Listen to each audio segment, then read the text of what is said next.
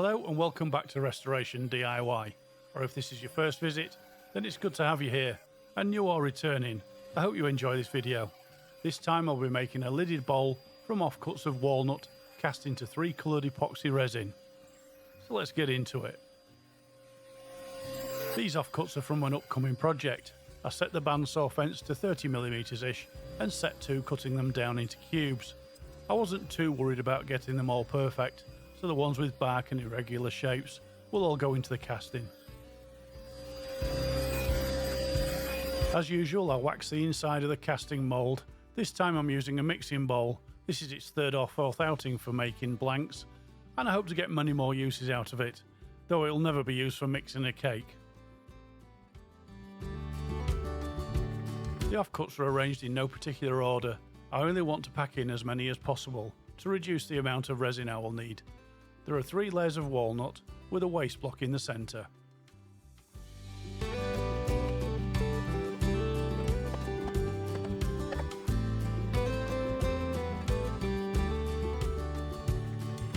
With the offcuts arranged in the casting mould, I could move on to mixing the epoxy resin.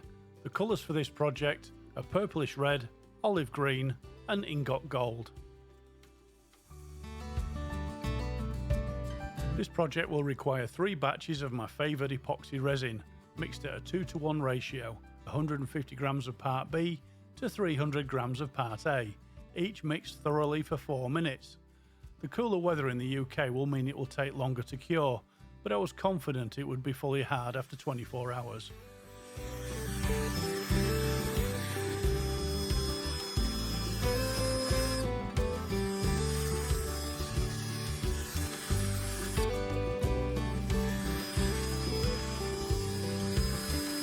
After mixing all 3 batches, I waited for around 20 minutes for the resin to start heating up and part curing. Then I added them to the casting. This would hopefully give good colour separation and stop the colours mixing into a mucky mess.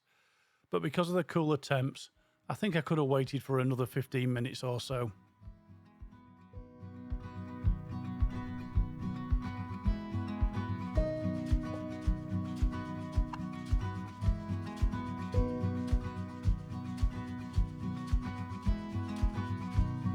I used a plastic lid to cover the offcuts, then I added some weight to stop them floating. Take note of the resin level, all the offcuts are covered. This was then placed into the pressure pot, the lid screwed down tight and 50 to 55 psi added.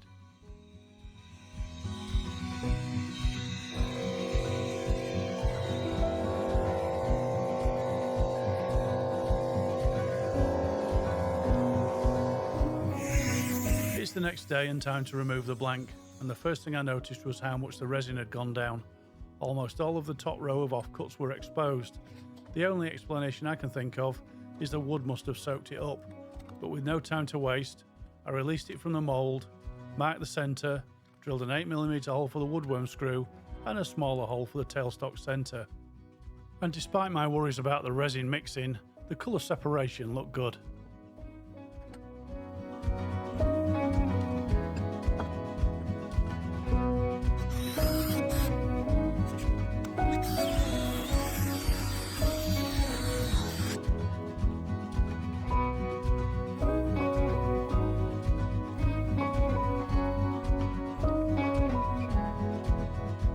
The blank to the lathe using my new Nova 2 chuck and woodworm screw, firmly held in place with a tailstock.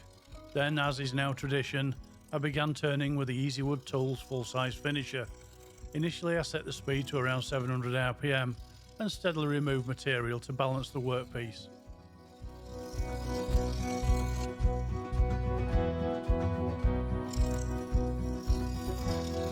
After getting it balanced, the next task was to expose the walnut offcuts. When I first demoulded the blank, I was thinking I would make a simple bowl.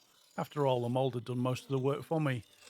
But as I got deeper into the blank, I decided to be a bit more adventurous. I thought something with a lid would be more appropriate.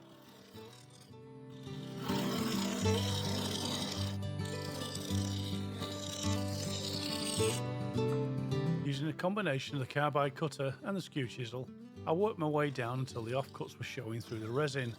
A few of them had moved too far back, so these bits would be solid acrylic, adding to the random character of the finished piece. Once I was happy with the basic shape, I moved on to cutting the mortise in the base.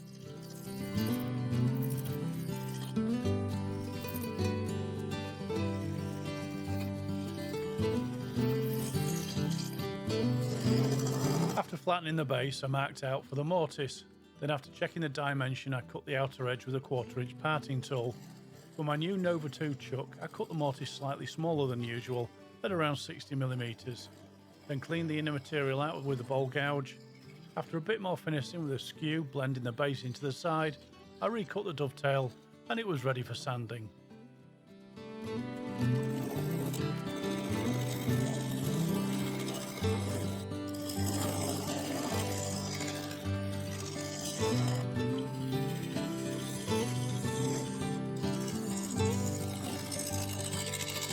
I sanded from 80 to 3000 grit, and then I went through my usual finishing process, which I'm going to skim over. I'll show the full procedure after the bowl is hollowed out.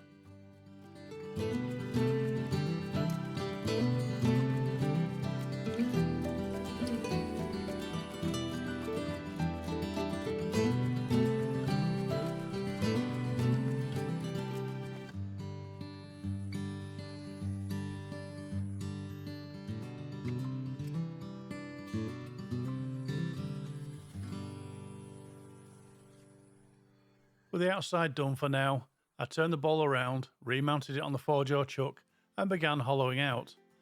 The 3/8 bowl gouge was first up to remove all the exposed offcuts and waste block down to a level base.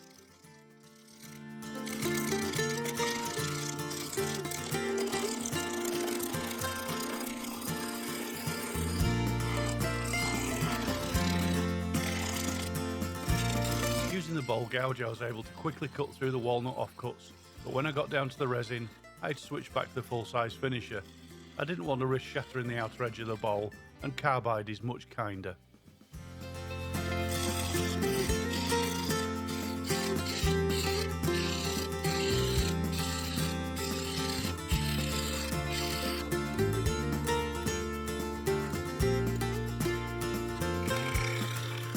I used a carbide cutter to form a radius on the outer edge into a slightly raised section to form an inset opening for the lid. Once I was happy with the overall design, I moved on to hollowing out the centre.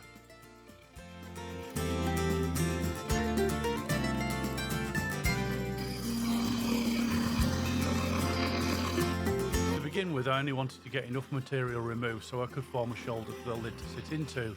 For this, I used a 1/4 inch parting tool to create the recess and define the outer edge of the opening.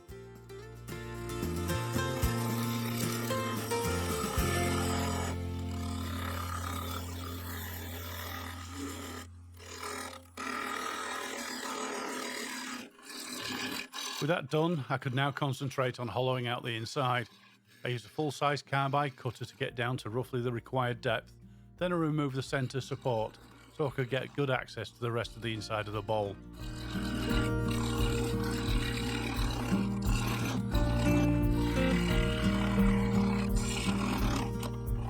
After removing the support, I flattened the bottom, then I began the process of removing the waste material to form the undercut.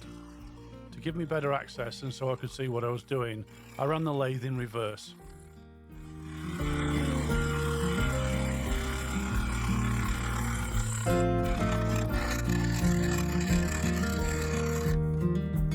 Doing the undercut was a fairly simple process.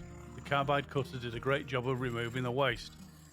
I gradually worked my way in to give a wall thickness on the thin side of 10mm, or 3/8 of an inch. I had to frequently stop and check my progress and clean the chippings out of the way.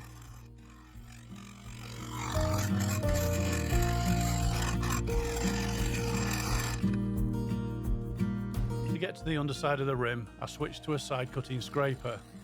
I was concerned this would create a lot of chipping, so with the lathe running forwards, I offered up the cutting edge, and to my complete surprise, it cut away the excess like a hot knife through butter.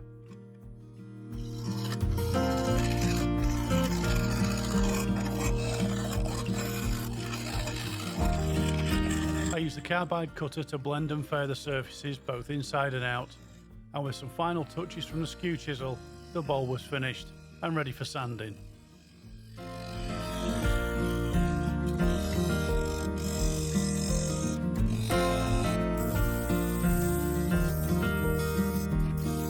I sanded from 80 to 3000 grit, then I cleaned down with denatured alcohol.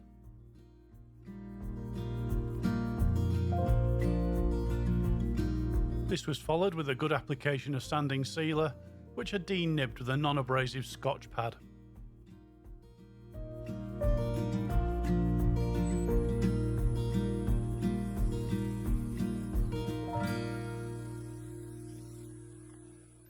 Up next, Yorkshire Grit abrasive paste, a single coat, thoroughly cleaned away until no more residue is picking up on the paper towel.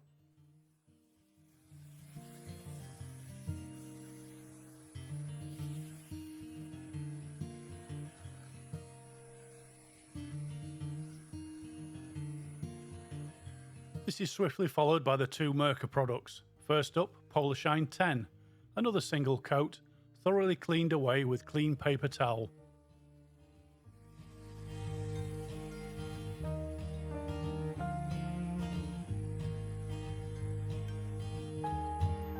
Then Polar Shine 5, polished off with more paper towel to leave the acrylic with a deep shine.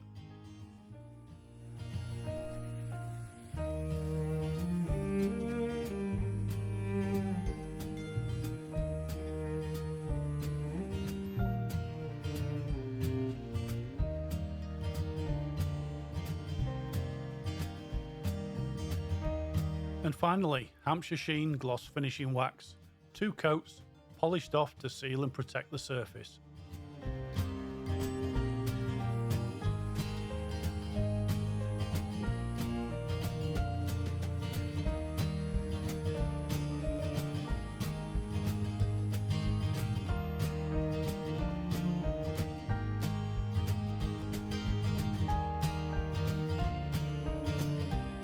With the bowl finished, I moved on to making the lid. For this, I used a piece of walnut cut down on the bandsaw, mounted it in the coal jaws and firmly held it in place with a tailstock. Using the 3/8 bowl gouge, I faced it off and trimmed the diameter down to something a bit larger than the bowl opening, being careful not to cut too far and damage the jaw buttons.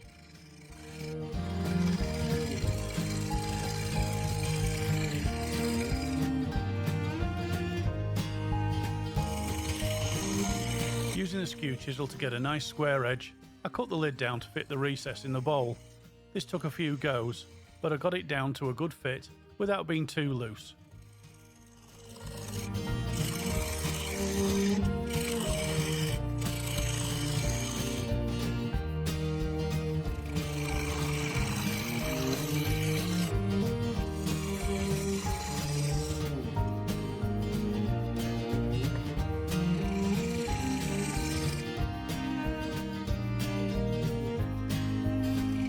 I used a pencil mark as a guide so I didn't get too close to the edge, and then I formed a dish in the underside.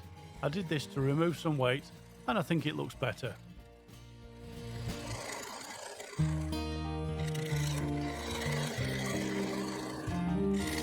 I had to reduce the height of the inset piece of the lid.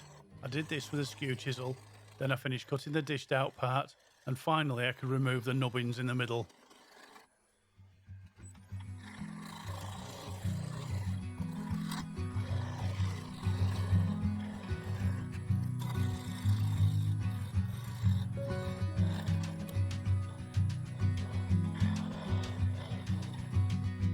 A final check for fit, and then I sanded from 80 to 400 grit, after which I applied a finish, which again I'll skim over and I'll show it being done at the end when the lid is finished.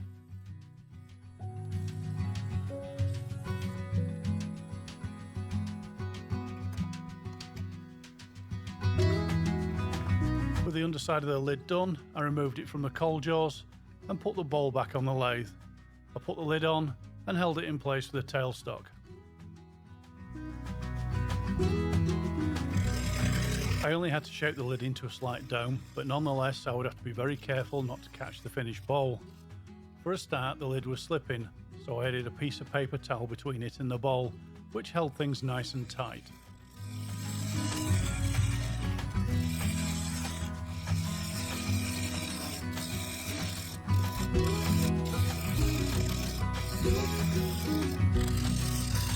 I used a 3/8 bowl gouge to get it roughly to shape and a skew chisel to fine tune the surface.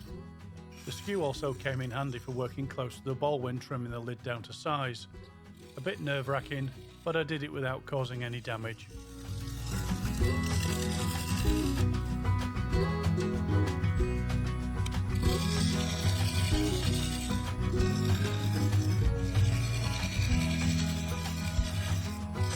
A few more passes with both the bowl gouge and the skew, and the lid was more or less to shape, but I had to clean up the edge by adding a slight radius. So I removed the bowl and held it in between a scrap piece of wood and the tailstock. A couple of light touches with the skew, and it was done.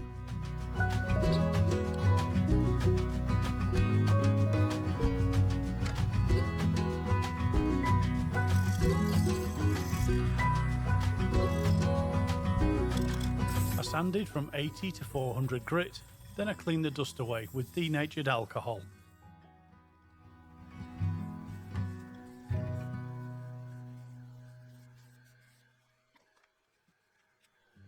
Followed by a liberal application of sanding sealer, denibbed with a non-abrasive Scotch pad.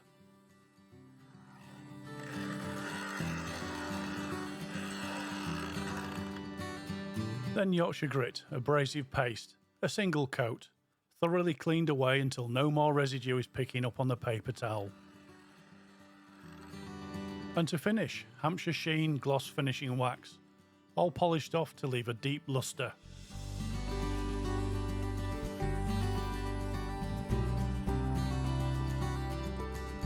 All done, but not forgetting to drill a hole for the knob. For the knob, I used African blackwood. I set to with a spindle gouge, fashioning the piece to shape.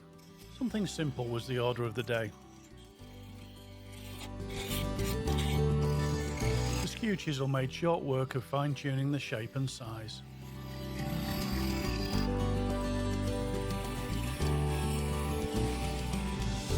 Next, the locating pin needed to be turned down to 8mm. I used a spindle gouge to cut away most of the material, then the 1/4" parting tool to get it to size, using the calipers set to the correct distance for accuracy. Sadly, this is where my camera died, so there's no footage of me finishing the piece. But once done, I used medium thick super glue and an accelerator to fix the knob to the lid.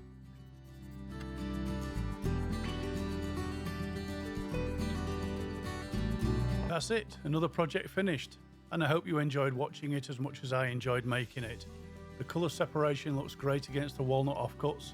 In some areas the mix between the red and gold give an almost flame-like effect. So with that, I would like to thank you for watching. Please subscribe, it really helps me out. A thumbs up will also be much appreciated, and comments are always welcome. I'll see you in the next one. Goodbye for now.